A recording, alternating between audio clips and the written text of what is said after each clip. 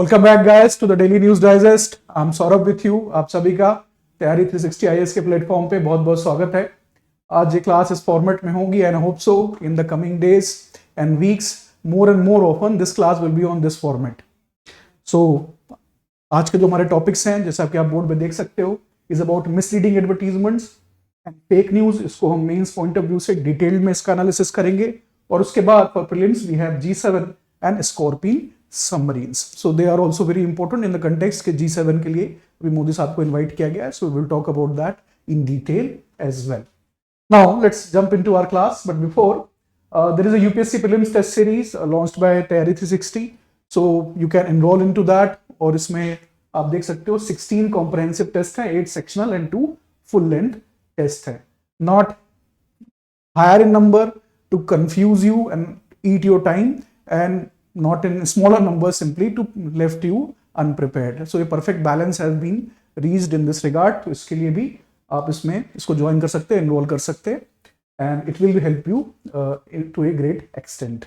Plus the CSAT crash course also, if you are unprepared for the CSAT, last year का जो paper था वो काफी ज्यादा टफ था। It has broken many records and many deserving candidates also, they have also fell in that paper। तो make sure कि आपने CSAT अच्छे से पढ़ा हो, और अगर नहीं पढ़ा है तो क्रैश कोर्स और जो टेस्ट आप लिखते हो उससे कॉन्फिडेंस काफी बिल्डअप होता है। So you can join that as well। So here also there are recorded lectures and the test as well।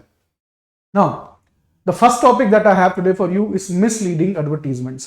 हम क्यों बात कर रहे हैं misleading advertisements के बारे में?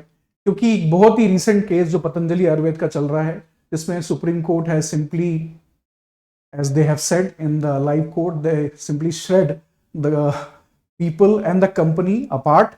तो उन्होंने काफी ज्यादा कैस्टिगेट किया है पतंजलि आयुर्वेद को for misleading advertisement. Related news जो आई कि नेस्ले ने भी जो इंडिया में जो प्रोडक्ट्स वो बेचते हैं, डेवलपिंग कंट्रीज में पर्टिकुलरली जो बेबी फूड वो बेचते हैं, उसमें शुगर कंटेंट होता है। हालांकि उनका जो प्रायोरिटी मार्केट है यूरोप और अमेरिका का, उसमें वो ऐसा नहीं करते। So yes, this very unethical practice. तो उसके बारे में भी जानना हमारे लिए बहुत जरूरी है। आपसे सवाल पतंजलि के ऊपर पूछा नहीं जाएगा, ना ही वो आपसे नेस्ले के ऊपर सवाल पूछेंगे। वो आपसे सवाल पूछेंगे मिसलीडिंग एडवर्टीजमेंट्स के बारे में। सो कॉम्प्रहेंसिवली इस टॉपिक को एनालाइज करना हमारे लिए इसलिए इंपॉर्टेंट हो जाता है। Now why advertisement? First of all, so this is the easy, these are for profit companies. ये जो कंपनीज हैं फॉर प्रॉफिट कंपनी है, ये सोशल सर्विस के लिए ऑपरेट नहीं कर रही मार्केट में, ये प्रॉफिट कमाने के लिए ऑपरेट कर रही है। Advertisement is a way simply to reach the potential customers. आप जो प्रोडक्ट सर्विस लेके आते हो, तो पोटेंशियल जो कस्टमर है उनके तक आप पहुंचाना चाहते हो। और obviously there are multiple competitors in the market. It's a liberalised economy in case of India, और वेस्टर्न इकोनॉमीज तो पहले से ही लिबरलाइज्ड है। तो multiple competitors are there. Now you want to sell the same thing to the same customer, तो obviously you will have to beat your competitor. कैसे आप बीट करेंगे? तो सबसे जो टाइम टेस्टेड फॉर्मूला है, जो ब्रांड कंपनीज अगर उनका देखें तो they focus on quality a lot. Quality के ऊपर और कस्टमर सेटिस्फैक्शन के ऊपर वो बहुत ज्यादा फोकस करते हैं। प्राइस में जनरली जब कंपनीज नहीं होती हैं तो obviously it will be very less, but quality के साथ कॉम्प्रोमाइज नहीं करते। This is the long time tested formula. You name any big company, be it Apple, be it Microsoft etcetera, you will find कि उनका प्रोडक्ट की क्वालिटी बहुत बढ़िया है। ये टाइम टेस्टेड फॉर्मूला है, लेकिन ये स्लो फॉर्मूला है, इसमें समय लगता है। Now you want to increase your sales, these companies, that's why they use certain deceptive methods, in case many cases fraud also, illegal unethical means deploy करते हैं, और misleading advertisement उनमें से एक है। unethical भी है और illegal भी है। तो misleading advertisement एक बहुत ही सीरियस थ्रेट है। we want कि हमारा जो कंज्यूमर है उसके पास प्रॉपर इंफॉर्मेशन हो, जो भी वो प्रोडक्ट या सर्विस खरीद रहा है, उसकी क्वालिटी, उसकी क्वांटिटी, और भी जो रिलेटेड एट्रीब्यूट्स होते हैं, इनके बारे में हम आगे बात करेंगे। तो as economy is going more and more liberalised, as more and more companies are going to be formed, this issue assumes significance and importance, क्योंकि हम चाहते हैं कि हमारे कंज्यूमर का नुकसान ना हो। नाउ कंज्यूमर कल्चर और एडवर्टीजमेंट दोनों लिंक्ड हैं एक तरीके से। We are living in a modern world, तो कंज्यूमरिज्म, इंडिविजुअलिज्म, इसका जो एलिमेंट है बहुत ज्यादा है हमारे समाज के अंदर।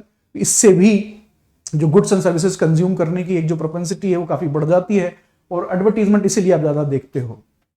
Have become a part and parcel of our lives today? Yes, in the present globalized era, advertising plays an important role in developing a strong brand name of the corporation and products. You want to beat your competitors because जो set of consumers हैं, customers हैं, वो एक ही हैं, तो you will have to beat your competitors.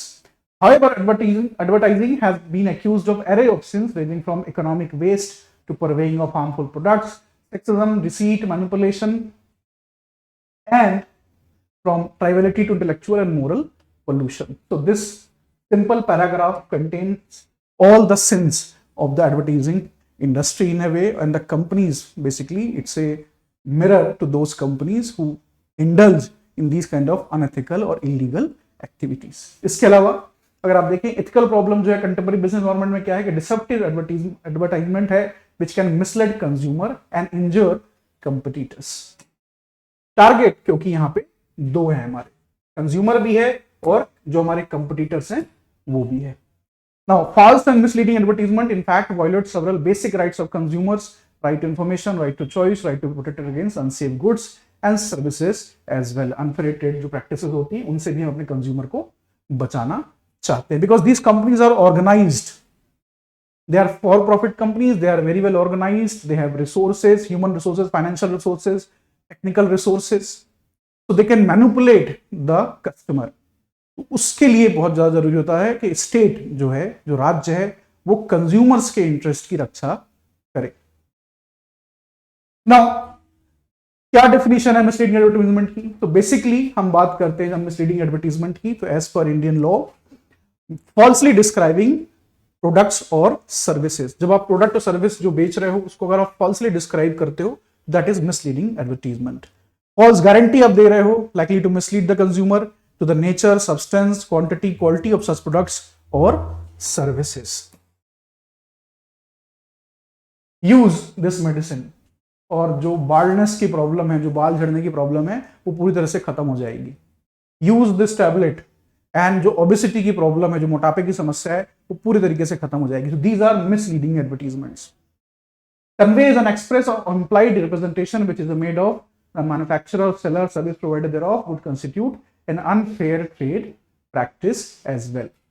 तो जब हम बिटवीन कंपनीज रिलेशन की बात करेंगे तो मार्केट में हम चाहते हैं कि मार्केट फ्री हो, राइट? इंडिया अब एक सोशलिस्ट कंट्री नहीं है। सिंस 1991 हमने अपनी इकोनॉमी को लिबरलाइज कर लिया, तो एक फ्री मार्केट रिजीम हम खड़ा करना चाहते हैं। फ्री मार्केट वो सिस्टम होता है जहां कंपनीज एंट्री करती हैं, एग्जिस्ट करती हैं on the basis of their performance and how much potential they carry, लेकिन साथ साथ हम चाहते हैं कि भाई ये फ्री तो बना ही रहे, फेयर भी रहे, ताकि कंपटीशन बढ़े। जब कंपटीशन होता है तो प्रोडक्टिविटी बढ़ती है, जब प्रोडक्टिविटी बढ़ती है तो जो आप गुड सर्विस बेच रहे हो उसकी क्वालिटी में इंप्रूवमेंट होता है, और जब कंपटीशन होता है तो ऑब्वियसली प्राइसेस भी नीचे जाते हैं। तो ये एक बहुत ही इंपॉर्टेंट एस्पेक्ट है ट्रेड प्रैक्टिस से जुड़ा हुआ। Deliberately conceal important information. पिछले वीक्स में हमने देखा कि डाइट कोक काफी ज्यादा न्यूज में था। क्यों न्यूज में था वो? क्योंकि WHO, वर्ल्ड हेल्थ ऑर्गेनाइजेशन ने कहा कि उसमें जो एस्पर्टेम यूज किया जाता है, aspartame is basically artificial sweetener, तो वो that is have the potential to cause cancer. लेकिन ये बात छुपाई गई। Since 1980s at least, as per multiple credible reports, ये बात पता थी जो लोग इसको यूज कर रहे थे, बड़ी बड़ी कंपनीज को, पर्टिकुलरली सॉफ्ट ड्रिंक कंपनीज, कि ये प्रॉब्लमेटिक कंटेंट है। फिर भी उस बात को दबा दिया गया और बाद में उसका इस्तेमाल किया जाता रहा, और finally when the dam broke out, जब बांध टूट गया सब्र का अदरवाइज ऑल्सो, तो भाई वो सामने बात आ गई। तो आप जब कंसील करते हो important information simply to sell your product, कि भाई आपको प्रॉब्लम है शुगरी ड्रिंक से, आपको ओबेसिटी का इशू है, जंक फूड आप खाना नहीं चाहते, ये लीजिए, हम आपको दे रहे हैं ऐसी ड्रिंक जिसमें आपको ओबेसिटी की प्रॉब्लम नहीं होगी, शुगर नहीं है इसमें। लेकिन जो वो यूज कर रहे हैं sweetener, that is far more dangerous. ये होता है misleading advertisement. Now you can link with Nestle also, now you can link with Patanjali's case as well. अगर आप ये क्लेम कर रहे हैं कि आपकी मेडिसिन जो है उससे कोविड क्योर हो जाएगा, अगर आपको नहीं है तो नहीं होगा। तो this is simply misleading advertisement. You want to sell in a situation of a pandemic चल रहा है, लोग डेस्परेट हैं, they don't want to catch Covid. उस सिचुएशन में आप सेल करना चाहते हो, तो भाई आपने मिसलीडिंग एडवर्टीजमेंट किया, इसलिए कोर्ट में मुकदमा गया।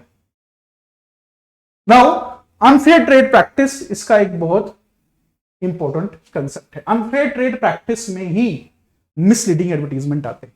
अब इंडिया में जो फेयर ट्रेड है उसको इंश्योर करना किसकी रिस्पॉन्सिबिलिटी है? वो है कंपटीशन कमीशन ऑफ इंडिया की, जो कि सीसीआई, जो कि competition commission of India act 2002 के तहत बनाई गई। वो भी इस मामले में डील करते हैं कि अनफेयर ट्रेड प्रैक्टिस कोई भी कंपनी इंगेज ना करे उसमें, और अगर वो मिसलीडिंग एडवर्टीजमेंट दे रही है तो basically they are simply looking into unfair trade practice.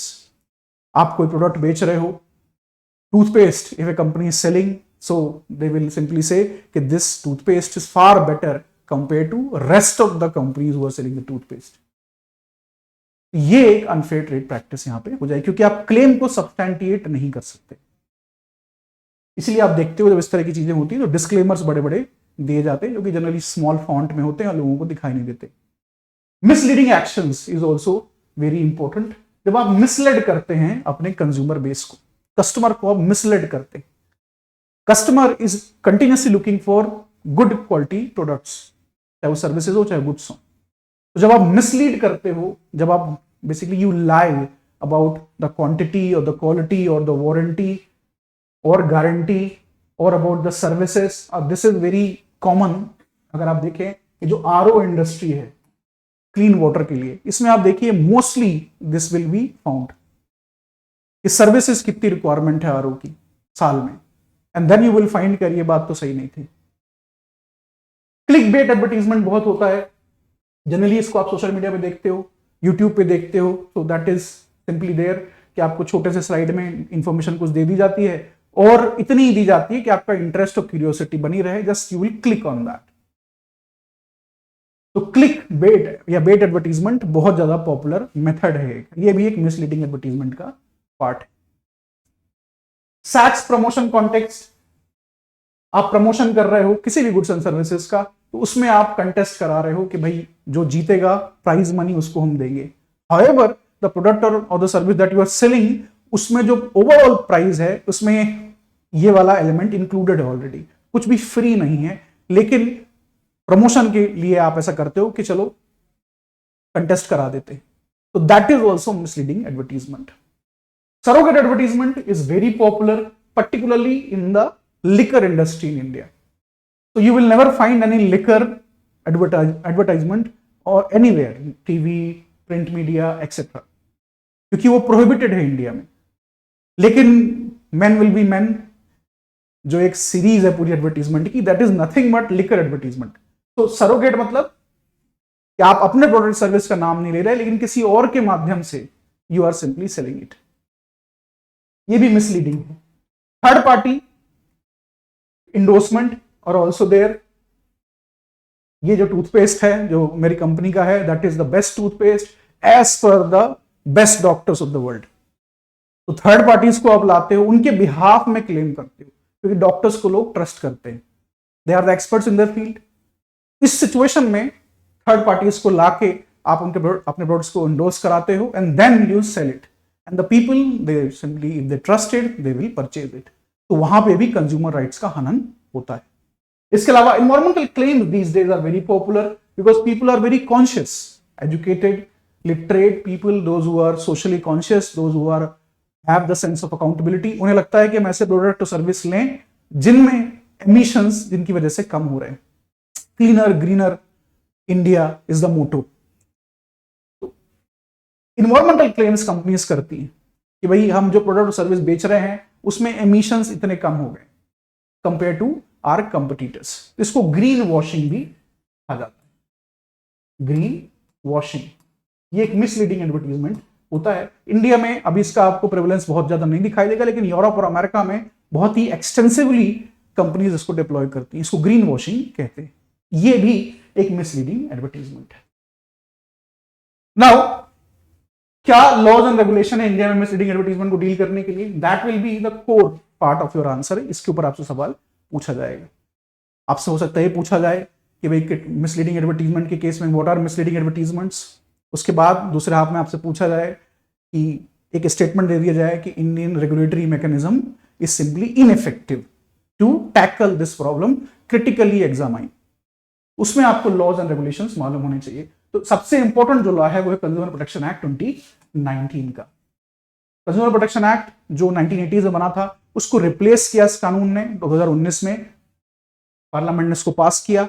इस कानून के तहत सीसीपीए करके एक एंटिटी बनाई गई है, consumer central consumer protection authority. ये एक रेगुलेटरी बॉडी जिन्होंने अपने खुद के जो रूल्स हैं अबाउट मिसलीडिंग एडवर्टीजमेंट उनको पब्लिश किया immediately after that within 2 years and they are available on their sites, you can check them as well. उसमें उन्होंने कंज्यूमर्स के राइट्स को डिलिनेट किया है और जो मिसलीडिंग एडवर्टीजमेंट है उसमें उनके जो मेजर्स वो लेंगे, जैसे they have a right of inquiry, वो इंक्वायरी प्राइमा फेसी देखेंगे सबसे पहले करके कि क्या जो क्लेम किया जा रहा है वो उस बात सही है कि गलत है, अगर कोई कंज्यूमर उनके पास कंप्लेंट लेके पहुंचता है तो। ये एक बहुत ही इंपॉर्टेंट एक्ट है, कंज्यूमर्स के राइट्स की सुरक्षा करने के लिए इसको बनाया गया। तो कंज्यूमर्स की सुरक्षा में बहुत सारे उनके ऊपर अटैक्स होते हैं कंज्यूमर्स के ऊपर, जिनमें से एक अटैक है मिसलीडिंग एडवर्टीजमेंट का, तो उसको ये डील करता है, सीसीपीए इसको डील करता है। They can impose fines as well. Drugs and magic remedies objectionable advertisement act, तो they have a schedule called schedule J, जिसमें बहुत सारी बीमारियों के नाम है कि अगर कोई कंपनी ये बोल के दवाई बेच रही है कि इससे एड्स क्योर हो जाएगा, इससे कैंसर क्योर हो जाएगा, तो this is simply prohibited, this is misleading advertisement. Cable television network regulation act and rules 1995, this is absolutely important law. इसमें बात की गई है कि जो केबल ऑपरेटर्स हैं उनकी रिस्पॉन्सिबिलिटी है कि वो ऐसा कोई भी प्रोडक्ट और सर्विस का एडवर्टीजमेंट एयर ना करें जो क्लेम कर रहा हो सुपरनैचुरल पावर्स को। Supernatural powers, simply unbelievable things, उसमें इनकी रिस्पॉन्सिबिलिटी होती है केबल प्रोवाइडर्स की कि उसको एयर ना करें। Food safety standards act is very important 2006। तो फूड की जो क्वांटिटी है, जो क्वालिटी है, उसके जो न्यूट्रिशनल इंफॉर्मेशन है, ये सब कुछ इसमें आ जाता है ताकि जो कंज्यूमर है they should know what they are consuming.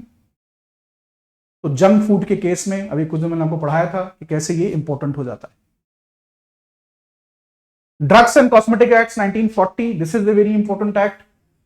जो पतंजलि आयुर्वेद का केस है वो ड्रग्स एंड कॉस्मेटिक एक्ट के तहत ही चल रहा है क्योंकि वो दवाई है, that is a medicine which they were claiming to cure COVID. Drugs and cosmetic act is very very important.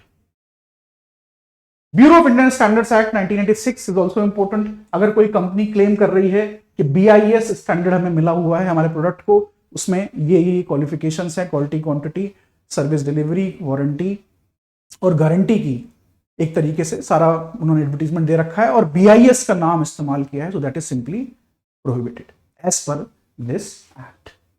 इसके अलावा infant milk substitute feeding bottles in infant food act 1992, that is very important act. इसमें amendment भी किया गया सन 2002 में। तो इसके तहत बेसिकली ये एक्ट प्रोहिबिट करता है misleading advertisement related to baby food और baby bottles. So basically they cover the infant rights है। क्यों? क्योंकि अगर कोई कंपनी एडवर्टीजमेंट कर रही है कि भाई जो प्रोडक्ट हम बेच रहे हैं that is almost equal to mother's milk और बेटर देन मदर्स मिल्क और simply mother milk is no longer required, तो दैट इज सिंपली अनएक्सेप्टेबल क्योंकि माँ के दूध से अच्छा आहार कुछ नहीं होता। इसलिए जब भी आप देखते हो कोई बेबी प्रोडक्ट आप खरीदोगे तो उसमें आपको दिखाई देगा कि माँ का एक डिस्क्लेमर होता है कि माँ का दूध ही सबसे सर्वोत्तम। Apart from that cigarettes and other tobacco products supply and distribution act 2003, इसके तहत कंप्लीटली प्रोहिबिशन है सिगरेट्स के ऊपर, उनके प्रमोशन को लेकर। There is no scope into it. So these are the laws which you can write in your answers.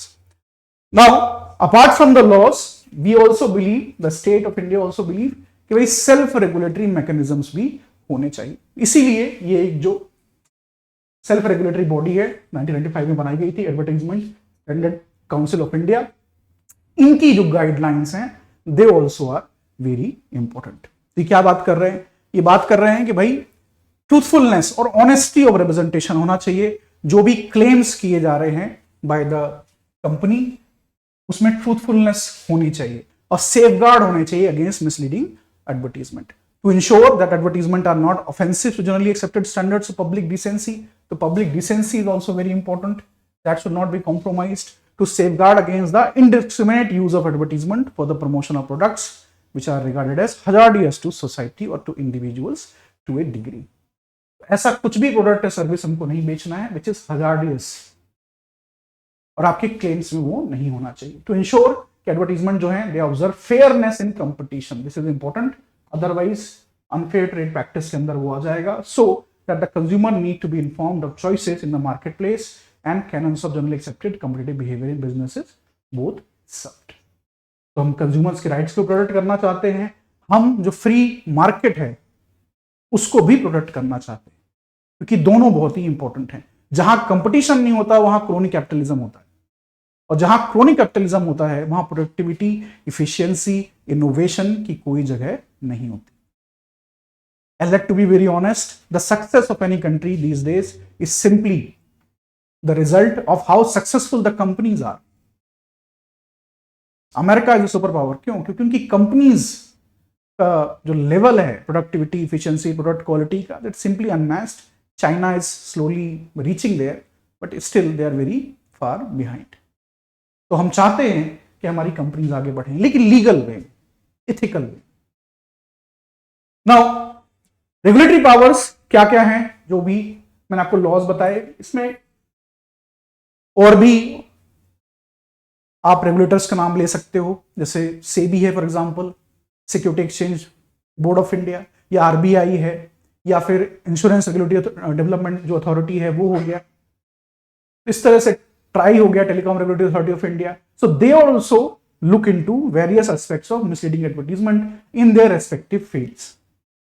ये जो अथॉरिटीज हैं रेगुलेटरी, इनके पास पावर्स हैं, they can use these powers to cease and desist order issue कर सकते हैं वो कंपनीज को, क्या आप बंद कर दीजिए को काम जो आप कर रहे हैं मिसलीडिंग एडवर्टीजमेंट का. इसके अलावा रिफंड का ऑर्डर कर सकते हैं कंज्यूमर्स को, वो पैसा वापस करो कंज्यूमर का. Seek an injunction in court to prohibit advertisement from continuing to run, to order corrective measures. ये भी बहुत ही इंपॉर्टेंट एस्पेक्ट है. कोर्ट में injunction they can bring to prohibit the advertisement. इसके अलावा एडवर्टाइजिंग और disclosure in addition to other information remedies and impose, they can also do that. ये रेगुलेटरी पावर्स होती हैं हमारे रेगुलेटर्स के पास. Now what is the ethical perspective in all of this. मैंने लॉ की बात की, the most important thing was the law, और क्या रेगुलेटरी पावर्स हैं, रेगुलेटरी बॉडीज कौन सी है हमारी. लेकिन एथिकल पर्सपेक्टिव क्या है. Companies are also responsible legal entities in a democratic open inclusive society. उस सिचुएशन में एथिकल पर्सपेक्टिव इंपॉर्टेंट हो जाता है. हो सकता है आपसे सवाल इसके बारे में जीएस पेपर 4 एथिक्स में पूछा जाए, जीएस पेपर 2 में ना पूछा जाए. इसका एथिकल पर्सपेक्टिव क्या है. एथिकल पर्सपेक्टिव के लिए आपको देखना है कॉर्पोरेट जो गवर्नेंस के नॉर्म्स होते हैं. तो कॉर्पोरेट गवर्नेंस के नॉर्म्स में एक जो बहुत ही इंपॉर्टेंट एस्पेक्ट है वो है ट्रांसपेरेंसी और अकाउंटेबिलिटी. जो कंपनीज ऑपरेट कर रही हैं उनमें ट्रांसपेरेंसी होनी चाहिए, उनके प्रोसेस में, उनके प्रोसीजर्स में, उनकी पॉलिसीज में, उनके विजन्स में. यहां पे आपको ट्रांसपेरेंसी दिखनी चाहिए और अकाउंटेबिलिटी होनी चाहिए. Whatever claims that you make, whatever actions that you take, हर जगह अकाउंटेबिलिटी सेट होनी चाहिए. इंटरनल होनी चाहिए, अदरवाइज लॉ तो है ही देश के अंदर. ये एक बहुत ही इंपॉर्टेंट एस्पेक्ट है कॉर्पोरेट गवर्नेंस का. तो पतंजलि के केस में आप कह सकते हो कि they didn't have the corporate governance, effective corporate governance. यहां माल गवर्नेंस आप इसको कह सकते हैं एक तरीके से. एक कंपनी एडवर्टाइज कर रही थी लेकिन कोई इंटरनल मैकेनिज्म नहीं था अकाउंटेबिलिटी का, जिसमें बात उठती कि भाई हम गलत कर रहे हैं. इसके अलावा गांधी जी को you can always quote everywhere, anywhere and everywhere and any time you can quote Gandhi ji. तो गांधी जी के जो 7 सिंस हैं उसमें एक बहुत ही इंपॉर्टेंट सिन है हमारा, वो है कॉमर्स विदाउट मोरालिटी का. आप कॉमर्स में एंगेज कर रहे हो for profit, that is also एक तरीके से good for the country and the society, लेकिन without morality, you don't have any morality. तो ये एक सोशल सिन है, ये इंडिविजुअल सिन नहीं है, ये एक सोशल सिन है. समाज के साथ ये पाप हो रहा है एक तरीके से. तो ये भी इंपॉर्टेंट एस्पेक्ट है हमारे एथिक्स का. A person can not do right in one department while attempting to do wrong in other department. Life is one indivisible whole. तो जो कंपनी का कैरेक्टर है, कंपनी का एक लीगल कैरेक्टर होता है, it's a legal entity, legal persona होता है. तो वहां पे आप देखो अगर मोरालिटी नहीं है तो that is simply a systematic rot.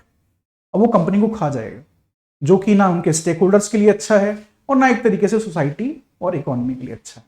ये जो एथिकल एस्पेक्ट है इसको भी हमें दिमाग में रखना है. और अगर जीएस पेपर 2 में आता है तो आप सब कुछ लिखेंगे. उसके अलावा you will also obviously talk about ethical perspective है एक पैराग्राफ में छोटे से. तो this is for GS paper 2 and 4. इसको आप ऐसे में भी इस्तेमाल कर सकते हो जहां पर रिक्वायरमेंट होती है. Now the second topic that I have today for you is fake news. Fake news, WhatsApp universities, Facebook colleges. तो these are very popular terms these days. WhatsApp university, अगर पार्टी ए चुनाव जीत गई, जो लोकसभा के अभी चल रहे हैं, तो देश में संविधान नहीं बचेगा, डेमोक्रेसी नहीं बचेगी, माइनॉरिटी राइट्स खत्म हो जाएंगे, रिजर्वेशन हटा लिया जाएगा, एक्सेट्रा एक्सेट्रा एक्सेट्रा. अगर पार्टी बी चुनाव जीत जाती है तो देश में शरिया लागू हो जाएगा. इसके अलावा आपकी प्रॉपर्टी आपसे छुड़ा ली जाएगी. सो these are basically the two sides of the same coin, that is fake news. Fake news. तो फेक न्यूज बहुत ही इंपॉर्टेंट एक टॉपिक बन जाता है हमारे लिए. और we are living in a knowledge economy. हम इंफॉर्मेशन एक्सप्रेस वेज बना चुके हैं. अभी सरकार एक्सप्रेस वे बना रही है इंडिया में बहुत तरीके के, लेकिन इंफॉर्मेशन एक्सप्रेस वे ऑलरेडी बन चुके हैं. डिजिटलाइजेशन सोसाइटी का बहुत ही स्पीड से हो रहा है. स्मार्टफोन पेनिट्रेशन ने, चीप इंटरनेट ने इसको और भी ज्यादा फैसिलिटेट कर दिया है. So everybody have the internet. In most cases penetration is very deep. और उनके पास नेट भी है, तो व्हाट्सएप भी है, फेसबुक भी है, टेलीग्राम भी है, बहुत सारे ऐसे सोशल मीडिया प्लेटफॉर्म हैं. एंड वहां पे ऑर्गेनाइज्ड कैंपेन्स चलते हैं. Some are organised, some are simply done voluntarily. तो फेक न्यूज एक बहुत ही इंपॉर्टेंट एस्पेक्ट हो जाता है और सोसाइटी के हर डिपार्टमेंट को ये इन्फ्लुएंस करता है. और बहुत ज्यादा पॉसिबिलिटी कि इसके ऊपर आपसे सवाल पूछा जाए. तो फेक न्यूज एग्जैक्टली होती क्या है? 3 डिफरेंट नोशंस होते हैं इसमें. Misinformation, disinformation and malinformation. तो मिस इंफॉर्मेशन क्या है? False information. When a person conveys believed to be true and shared. क्या है फॉल्स इंफॉर्मेशन? वही 15 अगस्त आया, 26 जनवरी आई, तो आपको ट्विटर पे या व्हाट्सएप पे पर्टिकुलरली फॉरवर्ड आ जाएगा कि इस बार यूनेस्को ने भारत के जो नेशनल एंथम है उसको दुनिया के सबसे बड़े अच्छे टॉप मोस्ट एंथम का दर्जा दे दिया है. तो that is simply miss information.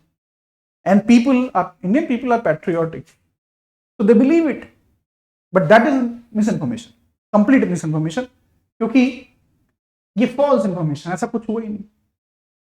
जब दीपावली आएगी तो आप देखोगे एक पिक्चर हर जगह सर्कुलेट की जाती है कि देखिए दिवाली की रात में इंडिया कितना अच्छा लगा. That is simply misinformation. Disinformation is a type of information that is false and deliberately created to harm a person, social group, organization or country. Maharashtra के पालघर में आज से 4-5 साल पहले 2 sadhus, innocent religious people, they were lynched, क्योंकि उस वक्त ये बात की गई कि भाई ये चाइल्ड अबडक्टर्स है. चाइल्ड अबडक्टर्स, चाहे गौ तस्करी का मामला हो या फिर ऐसे इश्यूज हो जहां कम्युनिटी आइडेंटिटी इन्वॉल्व हो, कास्ट, रिलीजन, लैंग्वेज, तो वहां आपको दिखाई देगा कि डेलिबरेटली एक टाइप ऑफ इन्फॉर्मेशन जो कि फॉल्स है कंप्लीटली, उसको स्प्रेड किया जाता है to inflame the passions. Passions को इन्फ्लेम करने के लिए, डिसीव करने के लिए, और जो प्रेजुडिसेस और बायसेस और जो ओपिनियंस हैं जो सबके अंदर होते हैं, मेरे अंदर भी हैं, आपके अंदर भी हैं, उसको एक्सप्लॉइट करने के लिए अपने political, social, cultural, religious, economic benefit के लिए, उसको हम बोलते हैं disinformation. Information based on reality but imposes harm on a person, organization, country is termed as malinformation. तो जो राइट्स होते हैं, रिलीजियस राइट्स इंडिया में, आप देखो ये एलिमेंट बहुत होता है, बहुत ज्यादा एलिमेंट होता है। Person A of one religious community shot dead the person B of another religious community.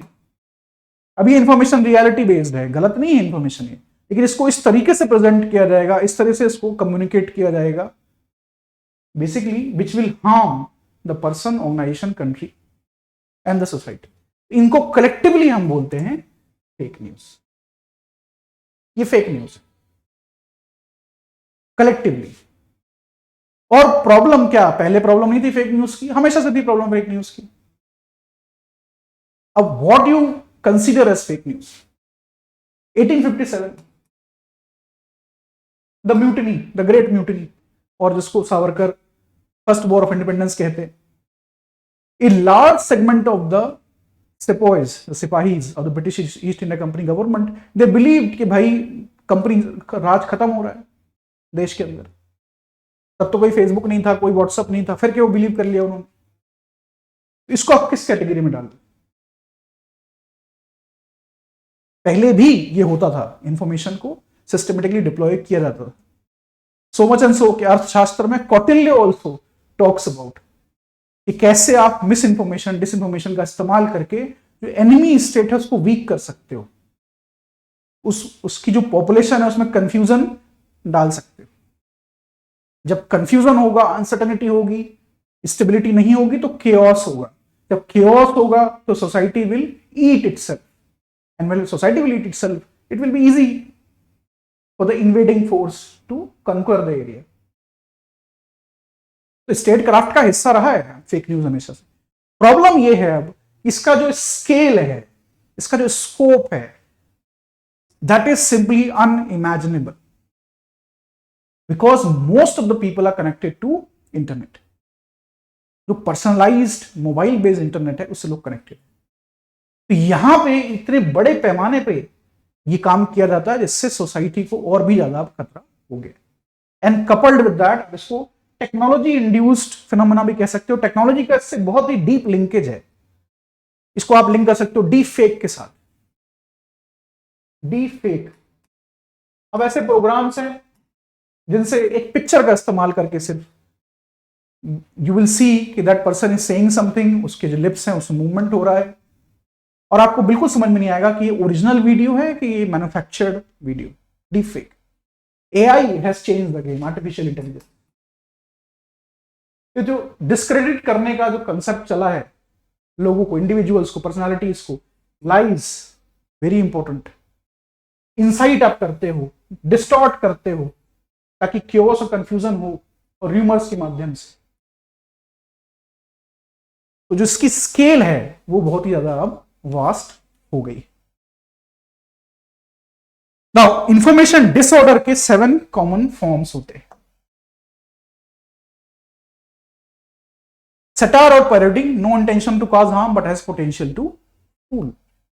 Parody बहुत ज्यादा व्हाट्सएप में आती है, सिर्फ आपको to make you a fool, not to simply cause any harm. That is parody. आप Twitter पे जाइए, ट्विटर पे आपको बहुत सारे पैरोडी अकाउंट्स मिलेंगे। And there is a culture in the west these days कि जो ऑपोजिशन पॉलिटिशियंस होते हैं they always follow the government people, ministers, और जैसे वो कुछ ट्वीट करेंगे तो नीचे आपको एक पैरोडी अकाउंट का भी ट्वीट दिखाई देगा, just simply to expose the person. तो it don't cause any harm but that is okay. Misleading content, information, use of information to frame an issue और इंडिविजुअल। आप मिसलेड करते हो लोगों को इंफॉर्मेशन के माध्यम से। पेट्रोल के दाम 2020 में इतने थे, 21 में इतने थे, 22 में इतने थे और 23 में इतने थे। फिर आपको ग्राफ के माध्यम से समझा दिया जाएगा कि इतने परसेंट इंक्रीज हुआ, इतने परसेंट डिक्रीज हुआ। The people who are not very aware, they simply fell for it. Imposter content, the genuine sources are impersonated. पता नहीं चलता कि सोर्सेज जो हैं वो जेन्युइन है कि नहीं है, लोग इम्पोस्टर बन जाते हैं। That is also very problematic, particularly government sources को वो इस तरह से यूज कर रहे हैं। Fabricated content, new content 100% false, design to deceive और डू हार्म। आप कंटेंट को फैब्रिकेट कर रहे हो अपने फायदे के लिए। False connection, when headlines, visual और captions don't support the content, connection नहीं बन रहा, हेडलाइंस जो है, जो विजुअल है, उसका मिसमैच है। क्लिक बेट में बहुत होता है ये। False context, genuine content is shared with false contextual information. Context बिल्कुल सेपरेट होगा। इकोनॉमिक क्लेम्स में आप देखो जो पॉलिटिकल पार्टीज करती हैं उसमें बहुत एलिमेंट होता है। कंटेक्स्ट इज वेरी डिफरेंट, किस सेंस में बात हो रही है, लेकिन जेन्युइन कंटेंट होगा, लेकिन कंटेक्स्ट बहुत ही डिफरेंट होगा।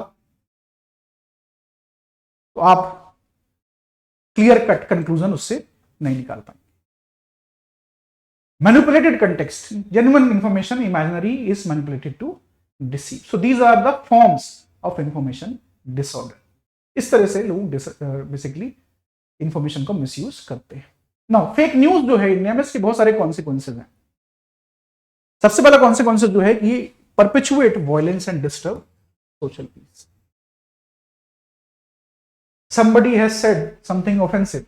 A person from religious organization A has said something offensive against someone, a prophet or an important religious person. आपको दिखाई देगा कि वहां वायलेंस हो जाता है, दंगे हो जाते हैं और सोशल पीस डिस्टर्ब होता है। आइडेंटिटी जो बेस्ड कॉन्फ्लिक्ट है उनको और ज्यादा इंटेंसिफाई करता है। व्हाट्सएप में ग्रुप्स होते हैं, क्लोज ग्रुप्स, जहां ऑलमोस्ट सिमिलर आइडियोलॉजी और बाइसेस और प्रेजुडिसेस के लोग कनेक्टेड होते हैं and they share the same content and again उनका जो प्रेजुडिस है वो और ज्यादा रीइंफोर्स हो जाता है उस कंटेंट को देख के। उनके पास ऑलरेडी आइडिया है चीजों के बारे में, उस कंटेंट को देखेंगे तो और भी ज्यादा रीइंफोर्स हो जाएगा कि कम्युनिटी ए इंटेलिजेंस इन टेररिज्म। उनके पास ऐसा मैसेज आएगा तो उनको लगेगा कि हाँ ये बात सही है। आइडेंटिटी जो बेस्ड कॉन्फ्लिक्ट है इंडिया में, चाहे वो रेस के ऊपर हो, रिलीजन के ऊपर हो, कास्ट के ऊपर हो, लैंग्वेज के ऊपर हो, जेंडर के ऊपर हो, क्लास के ऊपर हो, रिच और पुअर, तो आपको ज्यादा दिखाई देगा कि काफी ज्यादा इंटेंसिफाई ये करता है। फ्री एंड फेयर इलेक्शन को अंडरमाइन करता है इंडिया में fake news. Free and fair elections are the cornerstone of Indian democracy, लेकिन फेक न्यूज इतना ज्यादा यूज होता है उससे free and fair elections undermine होते हैं, क्योंकि जो वोटर है उसके पास obviously they have the right to know, they right to information है उनका, ताकि वो एक प्रॉपर चॉइस कर सके between the competing candidates and political parties. लेकिन उनके पास जो इंफॉर्मेशन है वो अच्छे से नहीं पहुंचती तो उनको चॉइस करने में दिक्कत होती है। प्रॉब्लमेटाइज सिटीजंस राइट टू इंफॉर्मेशन, जो इंफॉर्मेशन है हमारी उसकी क्या क्वालिटी होनी चाहिए। इंफॉर्मेशन की जो बेसिक कोर क्वालिटीज है उनमें से एक, जो इंपॉर्टेंट क्वालिटीज है उनमें से ये है, इंफॉर्मेशन जो है वो फैक्चुअल होनी चाहिए, पहला। दूसरा, वो टाइमली होनी चाहिए, टाइम से आनी चाहिए, क्योंकि we have built information expressways, तो बहुत स्पीड से यहाँ चीजें मूव करती है। Speed is these days far more important than accuracy, unfortunately. तो इंफॉर्मेशन जो है वो एक्यूरेट होनी चाहिए, टाइमली होनी चाहिए, मल्टीलिंगुअल होनी चाहिए, क्योंकि India is a multilingual society. हमारे यहां लोग डिफरेंट डिफरेंट जबान बोलते हैं। ऑर्गेनाइज्ड होनी चाहिए और सिंपल होनी चाहिए ताकि लोगों को समझ में आए। इंडियन सॉवरेनिटी और इंटीग्रिटी अंडरमाइन होती है। मणिपुर में हमने देखा, मणिपुर में कॉन्फ्लिक्ट चल रहा है इतने समय से, तो फेक न्यूज के माध्यम से वहां लोगों को और इंस्टिगेट किया गया, सीरियस क्राइसिस खड़ा हो गया। पहले वो लॉ एंड ऑर्डर सिचुएशन थी, लॉ एंड ऑर्डर खराब हुआ, पीस डिस्टर्ब हुआ, और उसके बाद अब इंडियन सॉवरेनिटी के ऊपर भी खतरा हो गया because of the fake news and the use of the fake news. Individual जो राइट्स हैं, राइट टू इंफॉर्मेशन, वो अंडरमाइन होते हैं जब फेक न्यूज का जो प्रोपेंसिटी हो काफी ज्यादा होती है। तो हमारे जो इंडिविजुअल राइट्स हैं, right to dignity of life, right to information, ये अंडरमाइन होते हैं। साइबर सिक्योरिटी की कंसर्न्स भी है। अब जैसे क्लिक बेट है, या आपको कुछ ऐसा व्हाट्सएप फॉरवर्ड आता है जिसमें कहा जाता है just click on it, information, एक पूरा टाइटल होगा, उसके नीचे एक लिंक होगा। Most people in villages particularly, they don't have digital literacy, so they will click on it और जैसे क्लिक करेंगे तो आपका सारा डेटा गायब। तो साइबर सिक्योरिटी के भी कंसर्न्स काफी ज्यादा हो जाते हैं फेक न्यूज की वजह से। नाउ क्या स्टेट की अप्रोच है, कैसे स्टेट जो है वो टैकल कर रहा है फेक न्यूज को? तो आप देखेंगे एक बहुत सीवियर प्रॉब्लम है, इफेक्टिव पार्टिसिपेशन नहीं है लेजिस्लेटिव प्रोसेस में। इंडिया में आईटी रूल्स आए 2021 के, I talk about that later. उसमें भी आप देखेंगे कंसल्टेशन बहुत अच्छे से नहीं हुआ। Opposition, ruling party, civil society, media, यहां जो कंसल्टेशन पार्ट है that is missing. Consultation is absolutely critical. Effective participation of all section of society is absolutely critical अगर आप फेक न्यूज को चैलेंज करना चाहते हैं। एंड रिमेंबर, ये जो डिकेड है, जो 6 साल अब बचे हैं 2030 तक में और अगले वाले आने वाले डिकेड्स में, this will be a very common, very severe problem. We have to prepare our population, हमारी जो जनता है उसको प्रिपेयर करना इस डायरेक्शन में बहुत ही इंपॉर्टेंट है।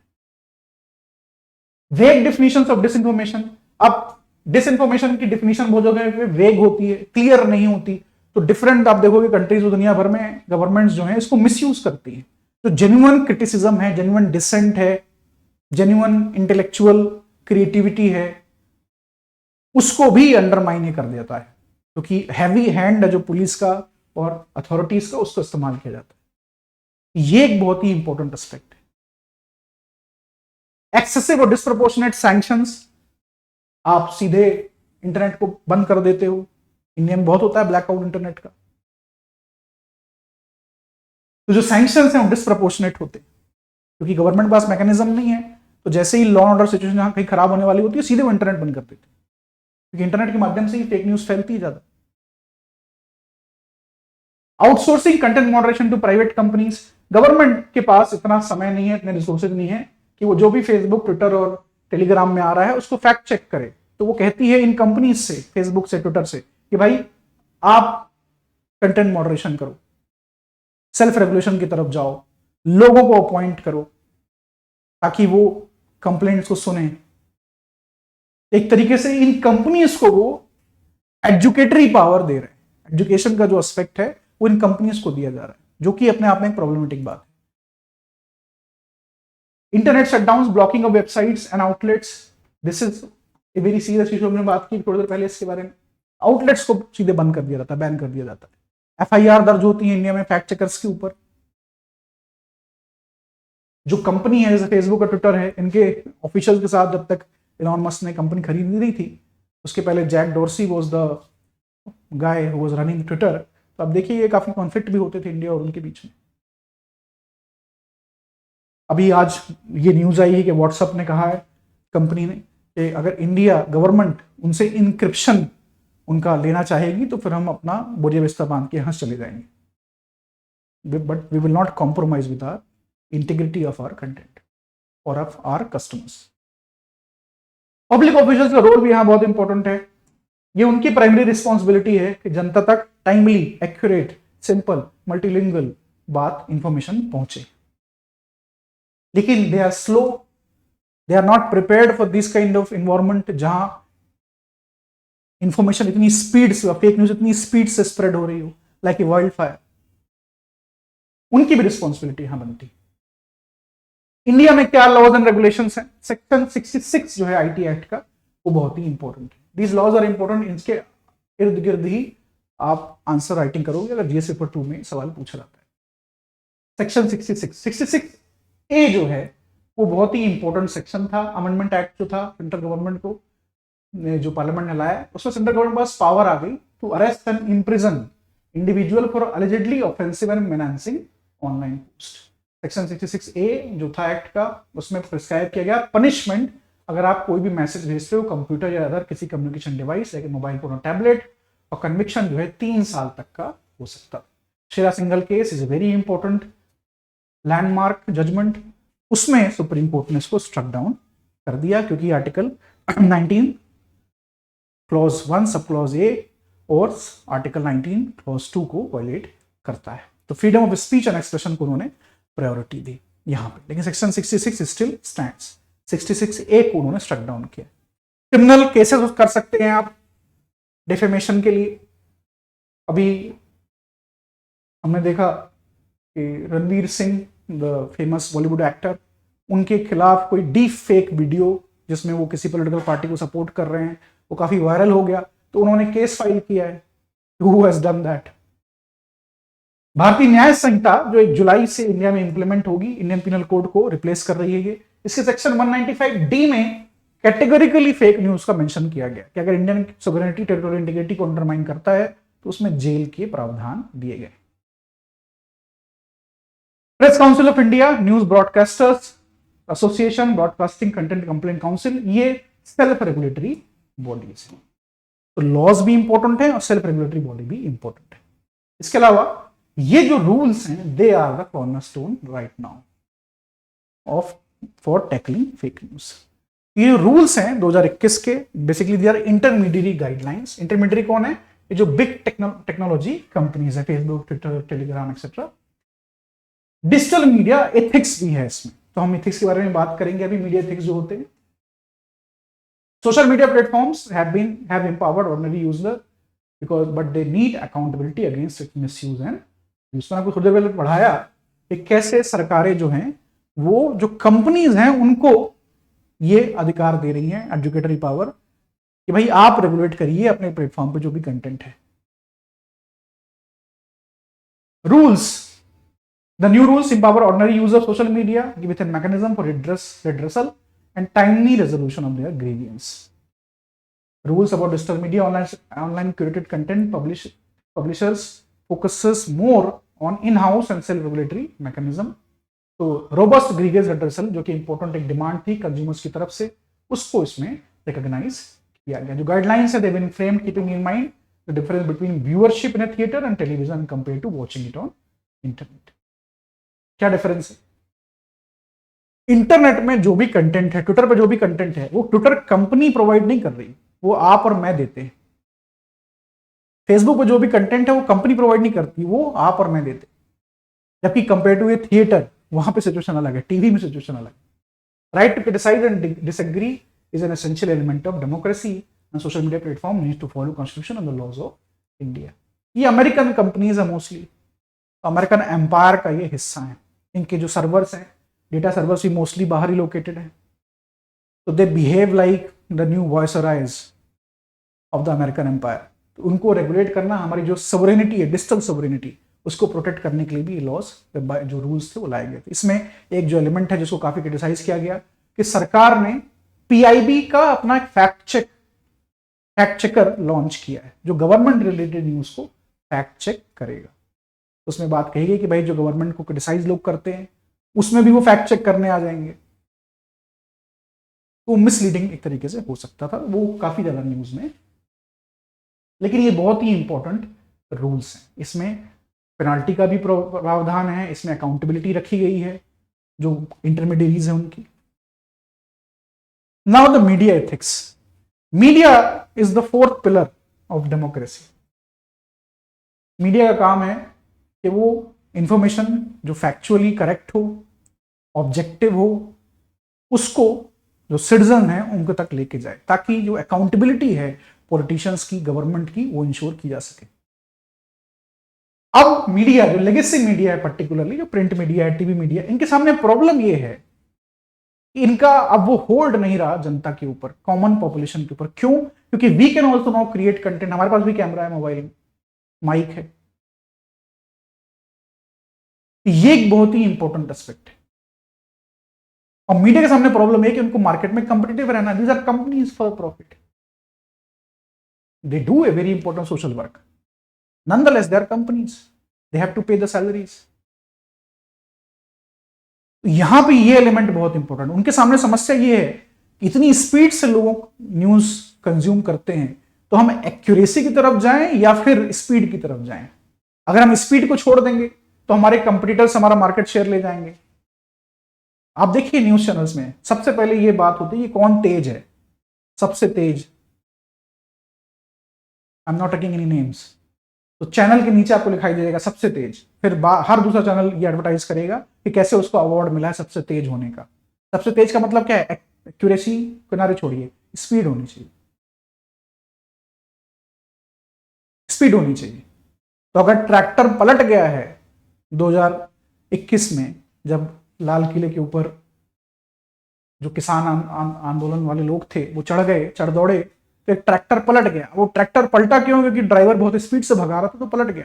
लेकिन अगर किसी न्यूज चैनल में एंकर ने ये रिपोर्ट कर दिया कि पुलिस की वजह से वो पलटा है, क्यों? क्योंकि उसने एक्यूरेसी की तरफ ध्यान नहीं दिया, स्पीड की तरफ ध्यान दिया। अब इससे अनरेस्ट क्रिएट हो गया। तो इसके बीच जो बैलेंस है वो बनाना बहुत ज्यादा जरूरी है। ऑब्जेक्टिविटी बहुत इंपॉर्टेंट है। आपके जो बाइसेस हैं उसको साइड में रखना बहुत जरूरी है। अदरवाइज आप इंफॉर्मेशन जो है उसको आप जनता तक नहीं पहुंचा सकेंगे और अपना जो इंपॉर्टेंट रोल है आप उसको कॉम्प्रोमाइज कर देंगे। फेयरनेस होनी चाहिए, बैलेंस होना चाहिए, ट्रूथफुलनेस होनी चाहिए, एक्यूरेसी होनी चाहिए, साथ साथ स्पीड के। तब जाके मीडिया ऑर्गेनाइजेशन जो रोल उनको इन्वेसाइज्ड है एक कॉन्स्टिट्यूशनल सेटअप में वो फुलफिल कर सकती है। तो फेक न्यूज के केस में मीडिया की भी बहुत ज्यादा रिस्पॉन्सिबिलिटी। ये जो येलो जर्नलिज्म जिसे हम कहते हैं,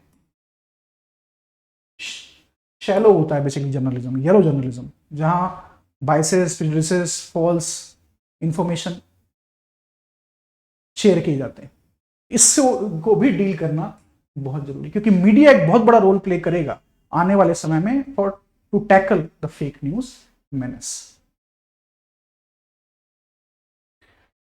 क्या रिकमेंडेशन हम दे सकते हैं? तो रेगुलेटरी अप्रोचेस जो है वो ट्रांसपेरेंसी बेस्ड होनी चाहिए। ट्रांसपेरेंसी बहुत ज्यादा इंपॉर्टेंट है। जो भी रेगुलेटरी मेजर्स लिए जा रहे हैं सरकार के द्वारा, सरकार गवर्नमेंट अगर फेक न्यूज के नाम पे, फैक्ट चेकर्स को फेक न्यूज के नाम पे जो सोर्सेज हैं जो कि इनमिकल हैं, basically they are against the government, उनको अगर परेशान कर रही है, हरास कर रही है, तो दैट इज बेसिकली अनडेमोक्रेटिक और वेरी प्रॉब्लमेटिक एज वेल। तो जो भी आप पॉलिसी प्रोग्राम्स बना रहे हैं उसमें भी ट्रांसपेरेंसी होनी चाहिए, प्रॉपर कंसल्टेशन होना चाहिए, जो फीडबैक मैकेनिज्म है, जो लूप है वो प्रॉपरली होना चाहिए उसके अंदर। ये भी एक बहुत ही इंपॉर्टेंट एलिमेंट है। Promoting robust public information regimes and wide ranging access to information. Information timely होनी चाहिए, एक्यूरेट होनी चाहिए, मल्टीलिंगुअल होनी चाहिए, कंसाइज होनी चाहिए, सिंपल होनी चाहिए, और रिजीम्स आपको बनानी पड़ेंगी। अगर आप चाहते हो कि fake news, WhatsApp university, Facebook colleges ये डिस्प्रोपोर्शनेट रोल ना प्ले करें, सो समाज के अंदर, समाज में जो कोहेजन है वो बना रहे, शांति बनी रहे, स्टेबिलिटी बनी रहे, ऑर्डर बना रहे, तो भाई जरूरी है कि आप इन एक्सेस टू इंफॉर्मेशन को इंश्योर करें, जो कि राइट भी है। रोबस्ट पब्लिक इंफॉर्मेशन रिजीम्स आप बनाएं, गवर्नमेंट की रिस्पॉन्सिबिलिटी है। They can not simply shift it to companies कि भाई आप देख लीजिए खुद से। फ्री एंड इंडिपेंडेंट मीडिया को प्रोटेक्ट करना बहुत जरूरी है, और डायलॉग विद कम्युनिटीज। क्यों जरूरी है फ्री एंड इंडिपेंडेंट मीडिया को प्रोटेक्ट करना? क्योंकि विदाउट मीडियाज हेल्प, क्योंकि उनकी रीच बहुत होती है, you can not dispel the fake news. ये एक बहुत ही इंपॉर्टेंट एस्पेक्ट है, इंडिपेंडेंट मीडिया को प्रोटेक्ट करना। अगर मीडिया फ्री है, अगर मीडिया प्लूरल है, सिर्फ ऐसा मीडिया नहीं जो सिर्फ आपकी बात करे, उसको गोदी मीडिया कहते हैं इंडिया में, different variety of medias, different opinion वाले जो लोग हैं उनका प्रेजेंस होना बहुत ज्यादा जरूरी है अगर आप फेक न्यूज से डील करना चाहते हैं। Dialogue with community is very important, ताकि कोई भी जो नोशन है उसको डिस्पेल किया जा सके। Building digital media information literacy is very very important. अब डिजिटलाइजेशन हो गया है, एक्सप्रेसवे बन गए हैं, तो भाई गाड़ी कैसे चलानी है एक्सप्रेसवे, ये बहुत जरूरी है। आप बताएं लोगों को, उनमें लिटरेसी लेके आए कि क्या आपको बार बार अपने फैक्ट्स को चेक करना हो। कोई भी व्हाट्सएप फॉरवर्ड आता है उसको आंख बंद के विश्वास ना करें, उसके सोर्सेस को ऑथेंटिकेट करें। वीडियोज हैं, ऑडियो है, फाइल्स हैं, मल्टीपल सोर्सेस उसको चेक करें, मल्टीपल सोर्सेस उसको चेक करें। ये बहुत ज्यादा जरूरी है। और इलिटरेसी बहुत ज्यादा होती है, इलिटरेसी बहुत ज्यादा होती है। अभी रिसेंटली एक बहुत ही कॉमिकल सिचुएशन हुई जब प्राइम मिनिस्टर मोदी साहब he was giving a speech जिसमें उन्होंने अर्बन नक्सल के बारे में बात की। देयर वाज अ रिपोर्टर इन पाकिस्तान, उसने उसको अरबन नक्सल की जगह अरब नस्ल सुन लिया। पूरा प्रोग्राम उसने अरब नस्ल के ऊपर कर दिया कि कैसे prime minister of India is simply abusing Arab people, जबकि इंडिया और अरब रिलेशंस इतने अच्छे हैं। तो लिटरेसी बहुत ज्यादा जरूरी है। आप मल्टीपल सोर्सेज से उस इंफॉर्मेशन को चेक कीजिए। अपने जो बाइसेस हैं, जो प्रेजुडिसेस हैं, उसको सामने मत आने दीजिए। अदरवाइज होगा क्या, as a individual, you and me, हम मिस इन्फॉर्म्ड, अनइन्फॉर्म्ड रह जाएंगे, जो कि हमारे लिए भी अच्छा नहीं है, समाज और देश के लिए भी अच्छा नहीं। ये हैं recommendations. This is for again GS paper 2 और जीएस पेपर 4, और इसको ऐसे में भी इसके जो एलिमेंट्स हैं वो रहेंगे, depending on the nature of the paper आप उसको इस्तेमाल कर सकते हैं। Now the prelims news. G7, Modi साहब को इन्विटेशन मिला है या प्राइम मिनिस्टर ऑफ इंडिया को इन्विटेशन मिला है? तो हम देख रहे हैं पिछले कई सालों से, 2019 में जब फ्रांस में G7 हुआ तो इंडिया को इन्वाइट किया गया। जब G7 2020 में हुआ अमेरिका में, बाद में पोस्टपोन हो गया, वहां भी इंडिया को इन्वाइट किया गया। 21 में इन्वाइट किया गया, 22 में इन्वाइट किया गया, 23 में अभी जापान में हुआ तो इन्वाइट किया गया, इसके पहले जर्मनी में हुआ था, और 2021 में यूके में हुआ था, और अब दोबारा 2024 में इटली में हो रहा है, वहां फिर हमें इन्वाइट किया गया। तो G7 है क्या? Group of 7। ये इनफॉर्मल ब्लॉक है इंडस्ट्रियलाइज्ड डेमोक्रेसीज का। इसमें यूरोप से 4 कंट्रीज हैं, अमेरिका से 2 कंट्री हैं, America the continent, northern America, और एशिया से 1 कंट्री। तो 4 कंट्रीज हैं, उसमें 3 परमानेंट मेंबर्स जो हैं यूरोप के अंदर, that is UK, France and Germany, Italy. Germany is not a permanent member, so 2 permanent members from Europe, plus America and Canada, plus Japan. कब बनाया गया था इसको बनाया गया था 1975 में ग्रुप ऑफ 6 के तौर पे, तब जापान इसका हिस्सा नहीं था। अच्छा, Canada joined the following year to provide a venue for the non communist powers to address pressing economic concerns, जिसमें बात की गई थी इन्फ्लेशन की, जो रिसेशन हो गया था ओपेक के ऑयल एम्बार्गो के बाद, तो अरब ऑयल क्राइसिस 1970s का, उसके रिस्पॉन्स में इसको बनाया गया। कनाडा ने सबसे लास्ट में ज्वाइन किया। बाद में 1998 में जब बिल क्लिंटन अमेरिकन प्रेसिडेंट थे तो उन्होंने रशिया को भी इसमें इंक्लूड कर लिया, और 2014 में रशिया को बाहर ही भगा दिया इन्होंने, जब क्रीमिया के ऊपर रशिया ने ऑक्यूपेशन किया था। तो G7 से G8 हुए, G8 से वापस G7 हो गए। ये ब्लॉक, ये कोई फॉर्मल इंस्टीट्यूशन नहीं है, इसमें रोटेटिंग प्रेसिडेंसी होती है, कोई इनका सेक्रेटेरिएट नहीं है। तो मोस्टली इनके जो फॉरेन मिनिस्टर्स हैं, जो टॉप पॉलिसी मेकर्स हैं, वो मिलते हैं और कोलैबोरेटिव अप्रोच के साथ अपनी पॉलिसी मेकिंग की तरफ जाते हैं। हमारा रिलेशन G7 के साथ इंटरेस्टिंग और इंपॉर्टेंट है। क्यों इन्वाइट कर रहे हैं इंडिया को? क्योंकि India is leader of global south, democratic country, 5th largest economy, आने वाले समय में 3rd लार्जेस्ट हो जाएंगे। तो हम उस लेवल पे तो नहीं है, हमारी पर कैपिटा इनकम उतनी नहीं है, हम डेवलप नहीं है, हम हेविली इंडस्ट्रियलाइज्ड अभी भी नहीं है। लेकिन दिस इज द बेनिफिट जब आप हेज करते हो। हम एससीओ का भी मेंबर हैं, हम ब्रिक्स के भी मेंबर हैं, तो ये हमें फायदा होता है। G20 के मेंबर तो हैं ही, तो ये हमें फायदा होता है। G7 में इसलिए हमको बुलाया जाता है because we are right now in alliance with the west. 20 साल हो गए हमको उस अलायंस से। 2005 में अलायंस शुरू होता है, जब सिविल न्यूक्लियर एग्रीमेंट हम अमेरिका के साथ साइन करते हैं। इंडिया की जो मेंबरशिप है आप देख सकते हो कैसे मंकी बैलेंसिंग, इसको आप कह सकते हो, डेफ्ट डिप्लोमेसी कह सकते हो, कीपिंग योर ऑप्शंस ओपन कह सकते हो, whatever you want to use depending on the nature of the examination. तो आप देखिए G20 का मेंबर है, BRICS, Quad, SCO, we are everywhere,